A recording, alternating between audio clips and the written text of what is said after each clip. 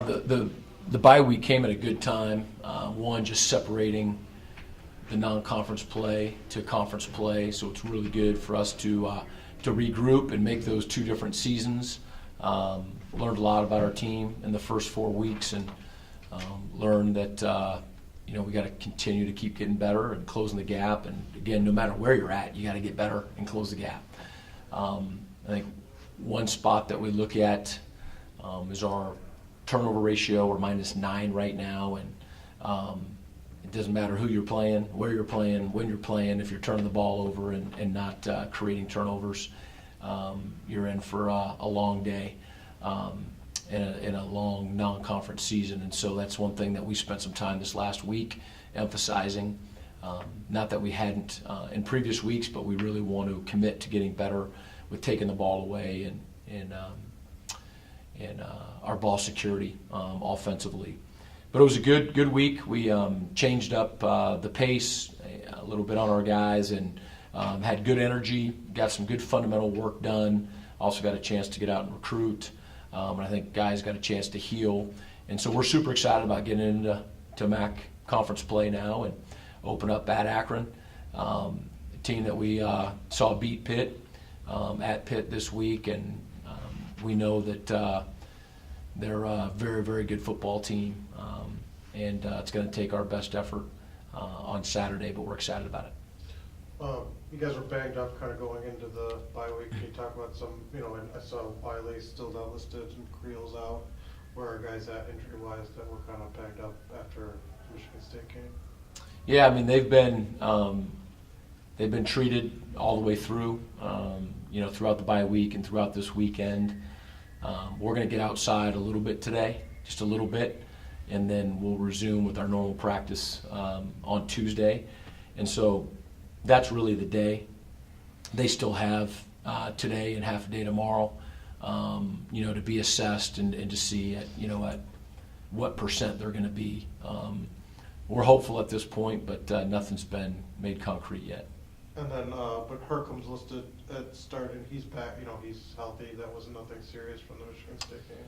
No, that's. I don't think that should be that way on there. He's still. We don't anticipate him being around. And Lincoln Hansen, what's his status? He missed Michigan State too, right? Yeah, he's good to go. He's good to go. Yeah, So yeah, he's been cleared. So, but feel like you're going to be a lot healthier going into the Akron game than you were? We need to be. I mean, there's guys who are coming off of injury or still rehabbing injury, and then there's, whether you're listed as injured or not, you're banged up. So I know that those of us, all of us that were banged up, are going to feel rested and healthier. I mean, some of the injuries, they're not going to be back for the Akron game. Okay. Quarterback situation, what's the plan for this week? Discuss it. Yeah, we're starting Rob. Yep. And what went into that decision? Was that another week of practice and then review the game film? Kind of talk about how that decision was made. Yeah, do you want to? Yeah. Well, I think that was the nice thing about the bye week is it gave Rob another week to, just get his feet underneath of him, and really we went back to just square one. I mean, base offensive concepts and read progressions and all of that. So that was really nice. We thought a lot about it after the Michigan State game, and that's his first start in a long time as a quarterback. And so you saw early in the game. Him. I don't know if it's not really being rusty, but just trying to get in the flow. He probably was a little amped up and excited, and missed some guys early. But the thing that you saw throughout the course of the game is that he made the plays the second time around. He made some really tough throws. I give him a lot of credit because he's a tough kid, and he stood in there and took a lot of shots and kept getting up. And I think he really made some strides in showing the rest of the team what type of player he is. Because he had to pick himself up off the ground quite a bit, and the throws became better as the game went on. So, we're looking forward to now this being his second start. We're looking forward to having now this be his third week where he's kind of going into a week being the starter, counting the bye week, and continuing to just have his play improve. Are you splitting the reps differently? I mean, I know it was kind of split, when you were trying to figure out, is he getting more reps with the kind of the A group, or how is that working in practice with him? Yep. Yeah, no, in Michigan State, he took every rep with the ones, and he took almost probably 75% of the reps with the twos, just because we felt like we needed to get him so many reps.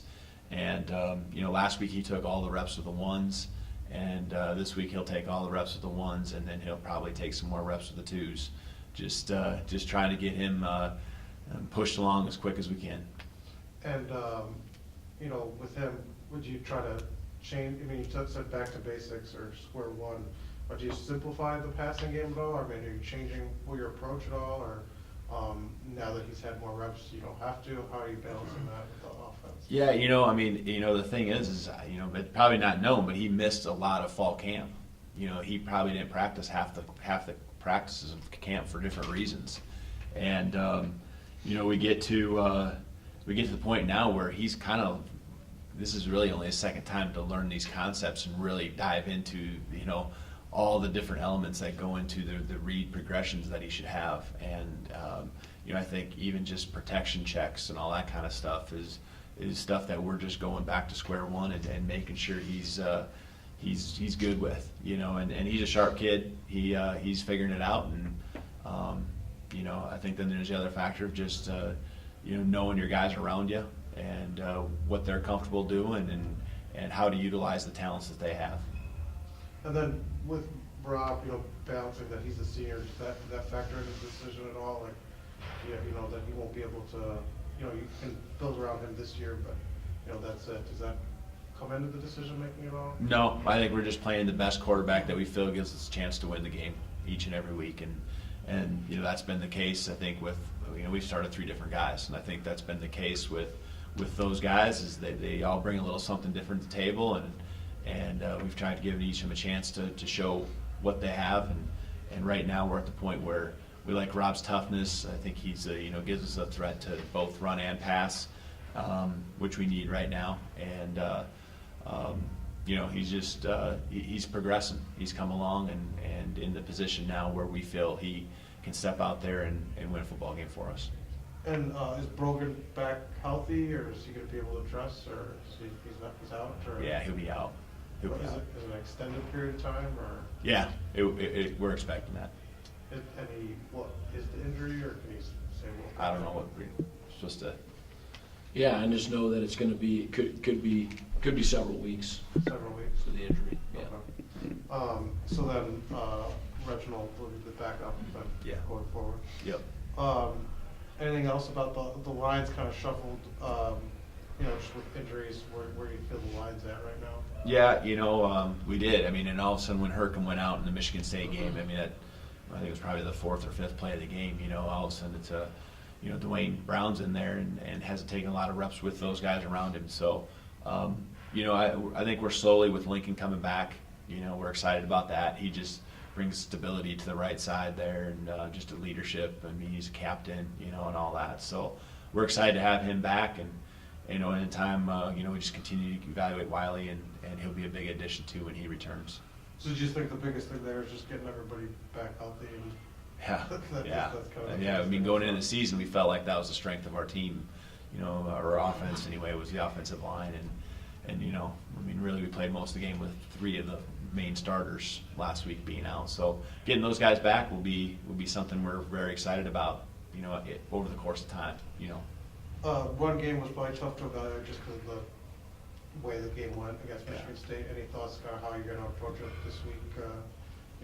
Any changes, any game plan with the run game? Yeah, they're pretty good against the run, and I think we just got to go back to doing what we did early in the season, and we got to get the ball to guys like Bronson Hill and Darius Jackson and Ryan Brumfield. Those guys are talented players, and we got to get the ball in their hands more, and that just comes from sustaining, drives, which was tough for us because we weren't converting on 3rd down. Therefore, your plays were limited. All of a sudden, you're behind. You're trying to catch up, and now the carries are not where you'd like them to be. And then, Coach, defensively, you know, from that Michigan State game, what was the biggest takeaway that you wanted to focus on the bye week, maybe? Yeah, the biggest focus for us was we had a lot of alignment errors in that game. You know, we tried to do some things between 3- and 4-man fronts to try to match their personnel. It's the first time we've done that extensively as a defense here. And and I think that doing that, we discovered, you know, just some mental issues that, you know, didn't allow us to get lined up right. It isn't necessarily what caused all of our issues, but it was an issue that's concerning. So, you know, when you talk about a bye week and getting back to the basics and doing things right, you know, defensively you always talk about, you know, alignment, assignment, you know, getting off of blocks and finishing plays. And so we focused on that.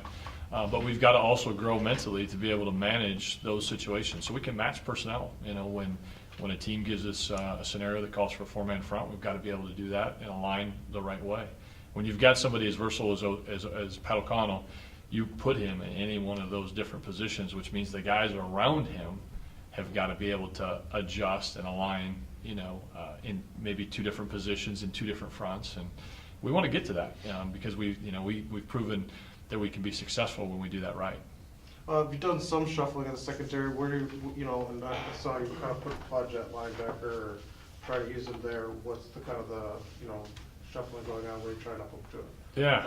accomplish With Pudge, we, you know, early on in camp, we had some opportunities to put him at the nickel position, which is also the rover position for us, and just liked what we saw there, and said that if Beck continued to come along as a freshman safety, that would afford us an opportunity to put Pudge in that position. We thought that would enhance our defense, just in terms of manipulating the personnel. You know, in spring practice, we had 15 practices to evaluate these guys with no games, no stressful situations. After the first game, and we learned a ton. You know, you had the 15 plus the 27 in the fall, and then a game. So, we've just been honest with our guys, and we're going to continue to manipulate our people to find the best positions that they all should fit in. We haven't been with these guys for 3 years, so each game we learn a little bit more. And so each game you've seen us continue to move some guys around. You've seen Zapone be an inside and an outside linebacker. I don't think that process is stopping. It's slowing down because we're starting to learn more and more and feel more comfortable with what we have. Well, you talk about learning. What's maybe been the biggest? Is Beck the guy that's jumped out maybe the most? Or I mean, you're starting him and Harris as a freshman, or what's kind of maybe the guy that's kind of jumped out to you? I think those 2 guys have jumped out in a big way. Harris is proven that he can make a great play against the best talent. He's done it. Had some nice plays against Florida. A really good play against Michigan State, where he just athletically he stands out. That he can play with anybody.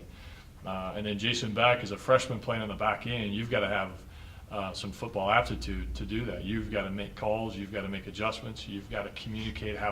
You got to have some moxie to you, because you're responsible for communicating to, Pudge is a senior sitting in front of him. He's got to communicate to him, what we're going to be in and what we're going to check to. So I think that he's handled that extremely well. So, and he brings an athleticism and a quickness to the defense that we do need. Michigan State, outside of alignment, anything that you kind of saw that was, problems you guys were having, or, something that consistently happened throughout the game that you want to correct, or? Well, the alignment issue was the starting point to not necessarily being able to play as fast and as confident as we could in all those situations. It wasn't that an alignment beat us in a gap or something like that. It was that we were just off balance in some of those cases. And then I think too that we had some missed tackles as well. We're there. The pursuit angle is correct. We're there. We have an opportunity, but we don't finish on the tackle. And so again, pursuing to the football has been a theme of ours that we've really tried to hammer home every single week, and we're seeing the result of that being a positive, but we've now got to finish when we're there. And Akron, what do you see out of them, and kind of what's the focus going to be to try? What do you want to take away from them this week? Well, their passing game is impressive, and it's what they do the vast majority of the time. I mean, they throw the football, they get in 4 wide, not as much as like Old Dominion did, but there's some comparatives to what Old Dominion tried to do pass game wise, formationally. Akron will, they've got a few more personnel groupings that they use. They'll use a tight end, they'll use 2 backs, and so we're going to have to match some of those things, which is going to require us to be multiple in what we do. I think they do a good job with their play action and run pass action passing game, which puts a lot of pressure on those that have run and pass responsibilities. And then I think that when they do run the football, they do a good job of getting some chunks. Each time they've got a couple pretty quick backs, and they'll make you pay for not being gap sound or overplaying the pass. They'll gut you a little bit. So. And then Coach Creighton, after Michigan State game, talked about trying to have to kind of hit the guys, and win some of that negativity and build up their confidence. What's been their attitude and how they bounce back from the tough loss at MSU? Yeah, I mean, that Saturday, that's not fun. It's not fun for anybody. I met with the seniors last week, and this was borne out through practice as well, is there's nobody giving up, there's nobody quitting, and saying that this is over. That's for sure. So we have to learn, we have to play better. I think they know that we got to coach better, we got to play better, and keep getting better. I mean, it's complicated and it's pretty simple at the same time. We turned the ball over 6 times. I mean, we turned the ball over 6 times, and created 1, and then the Florida game, I think it was 5-0. I think those 2 games were -11 in the turnover ratio. Whoever's playing whoever this week, if they're going to be down 5 or 6 for the game, they're going to lose. And if they're playing a good team, they're going to lose big. So that is something that we can fix. It's got to start from the inside out of each guy, in terms of ball awareness and both ways, taking care of it and going after it. I mean, that's just a fundamental that has to change, or nothing's going to change. We turned the ball over 6 times on Saturday, we're going to lose. But if we're +6, we're going to win. And it's the game's about the ball, and other than a sack, you can't score unless you have the ball. And when the other team has the ball, especially when they have it down on your end and you give it to them a lot of times with momentum, they're going to score. And so the alignment, the assignment, the schemes, all of those things, all of that's relevant, but the game is about the ball. And we've got to take care of it, and we've got to go get it. But so we're not done. I mean, there's definitely new life with the MAC conference season. I've asked people who know, guys on our staff and people, who are involved with the program, probably 3 to 5 times every day now for 9 to 10 months, how do we compare, in the MAC? And just not having, coached against any of these teams before. So, I'm really excited about, seeing how we match up with teams in the MAC. Well, when you say we met with the seniors, was that to take their temperature and get feedback from them, or just to see, are you relying on them to kind of, make sure the younger guys are bouncing back? What are we looking for from them? Yeah, I think it's probably the 12th time I've met with the seniors, and being a bye week, just have some more time. And, I treat those guys much like we do the staff. We sit around the staff table and I say, how's it going? This is the last, whatever it was, September 27th you're ever going to have as an Eastern Michigan football player. Is it going the way you want it to go? What's going well? Why? How can we keep it? How can we get it better? And what's not going the way that you envisioned and the way that you want? And how can we make that happen? So we have a lot of open, honest dialogue, and get a temperature of the team, how they're doing, and things that we can be doing better as a program. All of that. Anything that they said that surprised you, or they were focused on? Any kind of something that they want to see, or, you know, I mean, obviously they want to win more, but what's, you know, anything that, you know, They want more music during practice, so I told them that I can sing. But yeah, no, I mean, it literally goes from things like that, you know, to you know, to more important issues. But the resounding feedback was, we're all in, you know, and we're ready to go to work, and we're excited about, you know, conference play. and so, you know, conference play, you talked about what it's going to be like, how do you compare it? So you don't, you know, I mean, does it feel different this part of the season now? I mean, is it more, you know, what's kind of, you know, that loss to Michigan State obviously is almost different or separate, is what, you know, how you kind of take an approach now? Well, I mean, if we beat them, you know, you'd want to carry that momentum, but I'd be scared to death if we beat them, that our guys, you know, would think that they're better than they are. I mean, it's you got to be level-headed. You can't play both sides. You know, either you play one game at a time when you win or lose. When you win big, win, you know, by a little bit, or lose big, or lose by a little bit. I mean, you have to be consistent in how you approach every week, or you're in trouble. You know, it's not a baseball season where there's 100 and whatever 50 games where it doesn't matter when you lose 4 in a row, and you know you're going to get on a hot streak and whatnot. I mean, you really have to flush the good and the bad. There's no question that you want to try to take momentum, and but you got to. It's a balance. You know, there's the momentum of playing well and winning, and the confidence that comes from that, and the energy. But there's a tipping point where all of a sudden it's like you think you're better than you are. And you better be really careful with that. And so for us right now, when you get beat bad like that, it's like we can't let that rock our confidence. You know, it exposes things that we got to get better at. And so we have to manage that and make sure that it's not, you know, getting deeper than it needs to. So I think that there's a familiarity with the MAC, with our guys.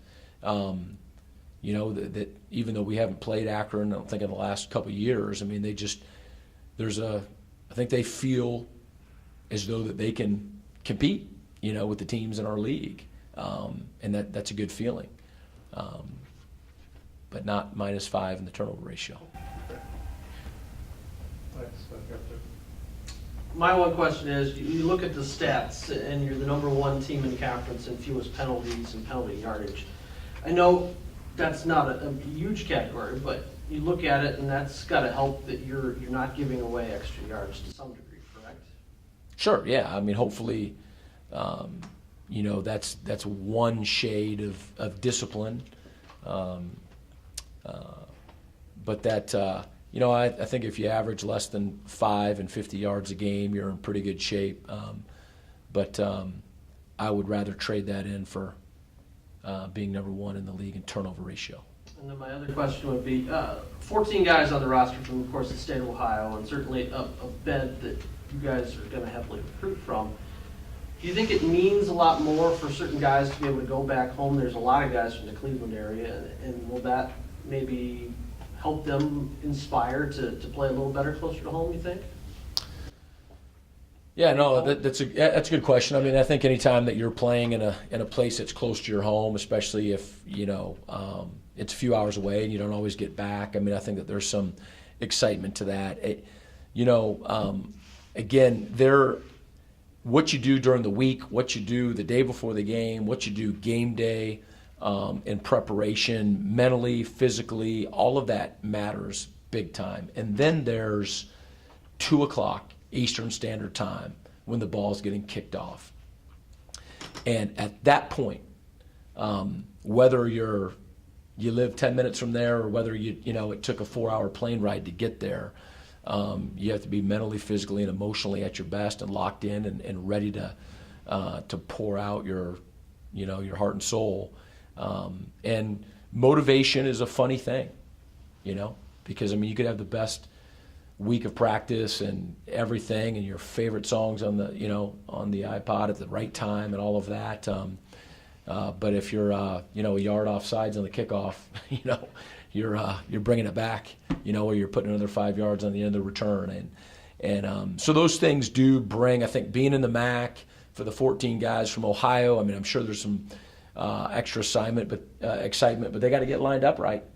You know, we've got to get into a rhythm. You know, we've got to be precise in special teams. So I'm not going to put too much into that. I have one more thing. Sure.